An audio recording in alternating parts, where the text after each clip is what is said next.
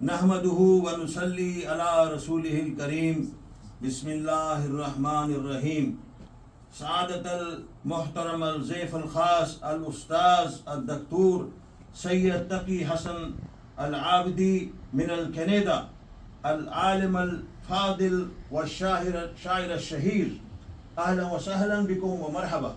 مرحبا. الكرام والقائد المجلس الإقبال حضرة الصاحب العامر خورشید، أهلا وسهلا بكم. أنا ممتن وشاكر جدا للحديث عن موضوع إقبال والقرآن. انظر إلى مشارق الأرض ومغاربها على ظاهرة السحاب والبحار، تكرار الليل والنهار، الشمس التي لا تستطيع الخروج من مدارها، والقمر الملتصق في قرارها. كل هذه آيات الرحمن ومذكورة في القرآن. قبل أن أتطرق إلى موضوعي بضع كلمات عن الفيلسوف العظيم شاعر الشرق حكيم الأمة علامة محمد إقبال رحمة الله عليه. إقبال هو الشاعر الإسلام والمفكر الباكستان، مهد للمعرفة والأدب، بحر عميق من المعاني والشعر. كتب عنه الكثير وستثمر الكتابة عنه حتى بعد مرور 100 عام، إذا غاص الغواص في محيط شعره يجلبه اللؤلؤ والمرجان.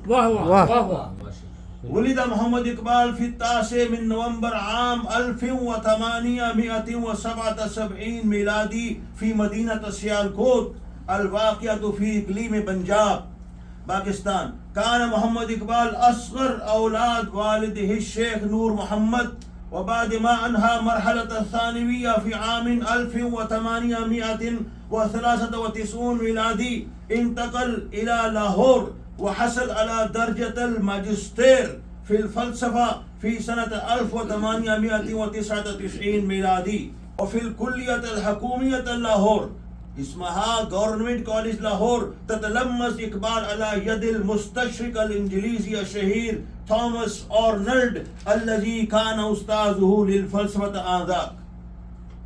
في عام 1905 ميلادي سافر إنجلترا ليلتحق بجامعة كامبريدج يونيفرسيتي ليدرس القانون بها، ومنها إلى جامعة ميونخ بألمانيا، حيث حصل على درجة الدكتوراه في الفلسفة عن الطروحة بعنوان تطور الميتافير بقية في إيران. بعد ذلك سافر إقبال مرة أخرى إلى إنجلترا، حيث قام بتدريس مادة اللغة العربية بجامعة كامبريدج بدلا من أستاذه توماس أرنولد، وذلك لمدة 6 أشهر فقط. ثم عاد بعدها إلى الهند عام 1908 ميلادي ليدرس الفلسفة في الكلية الحكومية أو Government College لاهور بلاهور، إلى جانب اشتغاله بمهنة المحاماة. وقد شارك إقبال في سياسة بلاده بأقواله وشعره وأفعاله، وكان عمادا قويا لمسلم ليغ أو حزب رابطة المسلمين، ورأس الاجتماع السنوي للمذكور في إله آباد سنة 1930 ميلادي. وكان إقبال أول من دعا إلى أن تقسم الهند فيكون للمسلمين بها موطن يخصهم. واشترك إقبال في مؤتمر الطاولة المستديرة راوند تيبل جو کانفرنس سنة 1931 ميلادي و1932 ميلادي في لندن، وتوفى في 21 من أبريل عام 1938 ميلادي. سأقدم لكم الآن تلك الأشعار للعلامة إقبال التي تتعلق بالقرآن الكريم أو تحتوي على جزء من آية قرآنية. إقبال هو واحد من هؤلاء الشعراء الذين قرأوا القرآن الكريم بدقة وحاولوا اتباعه. بعد قراءة شعره يخلص المرء إلى أنه لم يقرأ القرآن الكريم وفهمه فقط، بل تأمل بعميق في معانيه. هو نفسه قال عن كل ما أخذ من القرآن الكريم. وروى خادمه علي بخش أن العلامة محمد إقبال أثناء قراءة القرآن كان يبكي بسبب الانفعالات. في الواقع أحد أسباب نجاح شعره هو اقتباساته المتكررة من القرآن الكريم، كان قريبا جدا من القرآن الكريم. كما يصور في أحد أبياته تیرے کعبے کو جبینوں سے بسایا ہم نے، تیرے قرآن کو سینوں سے لگایا ہم نے. زیننا کعبتک بجباہنا واحتضننا قرآنک ینصح المسلمین لقراءة القرآن الكريم بهذه الكلمات. یا مسلم علیک الغوث فی معانی القرآن آتاک اللہ تابعا جدیدا وفقا لإقبال فأن سبب سقوط المسلمين هو الابتعاد عن القرآن. كان هؤلاء المسلمون في العصور القديمة محترمين وموقرين. وہ زمانے میں معزز تھے مسلمان ہو کر اور تم خار ہوئے تارک قرآن ہو کر. شعر اخرى يستنكر ان المسلمين اصبحوا بعيدين عن القرآن. جانتا ہوں میں یہ امت حامل قرآن نہیں ہے، وہی سرمایہ داری بندہ مومن کا دین. في شعر أخرى يقول إقبال أن لا أحد يعرف هذا السر، وهو أن المؤمن يتطلع إلى أن يكون قارئا للقرآن ولكنه في الحقيقة هو نفسه القرآن. یہ راز کسی کو نہیں معلوم کہ مومن قاری نظر آتا ہے، حقیقت میں ہے قرآن. يقول اقبال في شعر ان المؤمن مثل سورة الرحمن، فطرت کا سرود ازلی اس کے شب و روز آہنگ میں یکتا صفت سورہ رحمان. استخدم اقبال کلمات لا الہ الا اللہ التي ظہرت مرتين في القرآن الكريم في سورة الصافات و سورة محمد عدة مرات في شعره.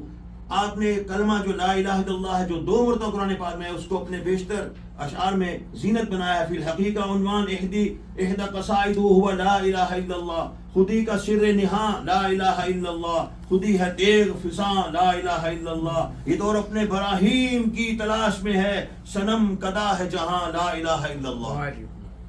یدمج اقبال کلمات لا الہ الا اللہ فی مفہوم التوحید. نفی ہستی ایک کرشمہ ہے دل آگاہ کا، لا کے دریا میں نہاں موتی ہے الا اللہ کا. وفي شعر أخرى يقول لا يكفي أن تقول الدماغ لا إله إلا الله إذا كان القلب والعين غير مسلمين فلا فائدة. إقبال يعتبر المسلمين أن يكون وريث كلمة الطيبة ويريد أن تكون صفات السابقين واضحة بينهم. يتجلى صدى كلمة الطيبة في قصيدته في مسجد قرطبة التي كتبها في قرطبة بأسبانيا. مرد سپاہی وہ اس کی زرا لا الہ، سایہ کشمیر میں اس کی پناہ لا الہ. وفي شعر أخرى يقول إذا تخيلت العقل بعين القلب فإن الكون كله ينور بضوء لا الہ الا اللہ. خرد دیکھے اگر دل کی نگاہ سے جہاں روشن ہے نور لا الہ سے. لقد تفكر إقبال بعمق في كلمات لا إله إلا الله ويقول إن مجرد قول لا إله هو كلمة كفر ولا يكتمل إلا عند نطق إلا الله. بنیاد زندگی میں ابتدا لا الہ، ابتدا لا انتہا الا. پیام موت ہے جب لا ہو الا سے بیگانہ. لم يدهز احد اللہ كل واحد حتى لو كان غير مسلم يفهم عن ظهر قلب أن هناك خالق لهذا الكون كله. يقول إقبال في شعر أنه حتى الفيلسوف الألماني النتشه لم يكن معارضا للتوحيد. حریف نقطۂ توحید ہو سکا نہ حکیم، نگاہ چاہیے اسرار لا الہ کے لیے. واہ واہ. قال اللہ تعالیٰ فی القرآن الکریم فی القرآن الحکیم فی سورۃ الشعراء فلا تدعوا مع الله إلها آخر فتكون من المعذبين. يستخدم إقبال جزءا من هذه الآية قائلا يا رجل مؤمن ألا تتذكر الكلمات لا تدعوا مع الله إلها آخر. اے مرد مسلمان تجھے کیا یاد نہیں حرف لا تدعوا مع الله إلها آخر. يستخدم اقبال جزءا من سورة الاخلاص رمزا لوحدانیت اللہ. میں نے اے میر سپاہ تیری سپاہ دیکھی ہے قل هو اللہ کی شمشیر سے خالی ہے نیام. یا قائد الجیش رأیت جیشک غمده خالیا من سیف قل هو اللہ. عن فتح مکہ يستخدم علامہ اقبال جزءا من سورة الاخلاص ويقول ان من كانت الاسنام ترتجف من الخوف وقالت وهي تسكت هو الله احد. کس کی ہیبت سے صنم سہمے ہوئے رہتے تھے، منہ کے بل گر کے هو اللہ احد کہتے تھے.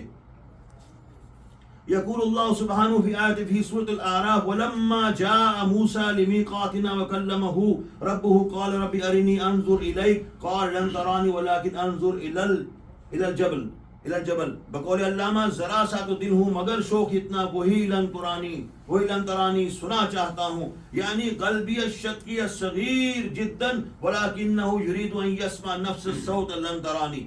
حب الرسول کریم محمد صلی اللہ علیہ وسلم موجود بین الحین والآخر فی شعرہ. كان من أكبر محبي النبي صلى الله عليه وسلم يقول في الشعر أنه في نظر الحب هو الأول وهو الآخر، هو ياسين وطه وقرآن وفرقان.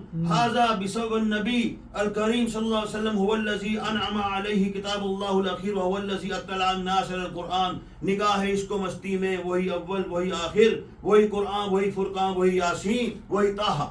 استعان اقبال بالآیت القرآنیہ لتوضیح عظمت رسول الکریم صلی اللہ علیہ وسلم قائلا ان جميع دول العالم يجب ان ترى ذروة رفعنا لك ذکرک.